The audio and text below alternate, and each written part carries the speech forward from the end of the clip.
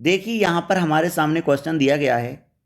Question कह रहा है a ball of mass m is thrown upward with a velocity v if air exerted an average resisting force capital F, the velocity with which the ball return to the thrower is। आपको बताना है, मान के चलो यहाँ पर कोई ball को थ्रो करने वाला आदमी है। इस आदमी ने एक बॉल को u वेलोसिटी के साथ ऊपर की तरफ फेंक दिया। यहाँ पे वेलोसिटी कितना दिया है v, क्लियर है। और आपसे बोला गया है कि जो रजिस्टिंग फोर्स है वो क्या काम कर रहा है, F काम कर रहा है। अब देखिए ज़रा, अगर मैं आपसे बोलता हूँ जब आपके पास, तो क्या लिख सकता हूँ, वैन गोइंग अपवर्ड डायरेक्शन, अगर ये ऊपर की तरफ जा रही है कौन, बॉल, तो अपन क्या बोलेंगे कि जो रिटार्डिंग फोर्स है वो क्या नीचे की तरफ काम करेगा। तो F equal to M A, तो मेरे पास A इक्वल टू निकल के आ गया F/m, चलेगा।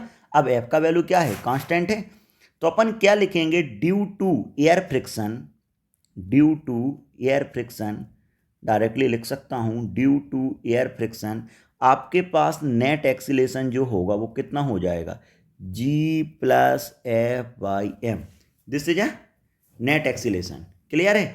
अब जैसे ही मुझे नेट एक्सीलेशन पता लगा, अब आपके पास अगर मैं बात करूं कि वो ऊपर की तरफ जा रहा है कितना वेलोसिटी से, v से, तो मैं क्या लिख सकता हूं, v² equal to U square plus 2as। तो लेकिन जैसे मैक्सिमम हाइट पर पहुंचेगा तो फाइनल वेलोसिटी कितना हो जाएगा, 0। तो v फाइनल का square equal to v² minus 2g plus F/m into S, चलेगा।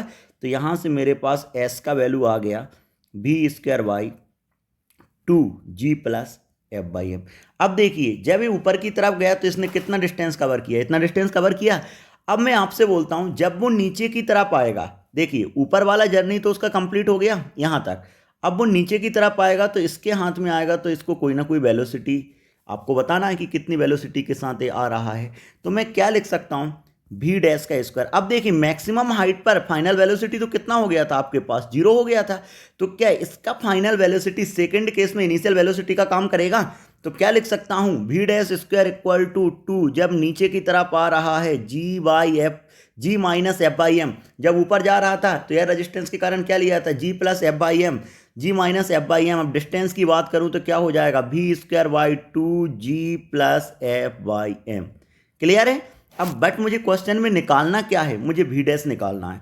तो मैं डायरेक्ट लिख सकता हूं कि मेरे पास जो v डैश आ रहा है, देखिए जरा 2 हो गया कैंसिल, तो v dash square equal to, v इधर ही रहने देते, यहाँ पे अपन क्या लिख सकते हैं, mg माइनस एफ, चलेगा। और नीचे आएगा आपके पास mg प्लस एफ, mm आया वो क्या हो गया, कैंसिल।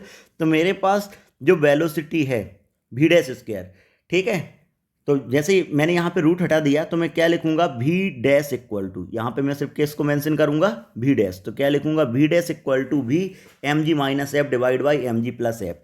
तो मैं यहाँ से लिख सकता हूँ v dash equal to v bracket के अंदर mg minus F divide by capital mg plus F. अब देखिए चारों ऑप्शन में आपके पास जो v डैश का वैल्यू है, अगर मैं मैच कराता हूं तो mg minus F divide by mg plus F, आपके पास ऑप्शन नंबर सी करेक्ट होता हुआ दिख रहा है। Hope you understand the solution, thank you.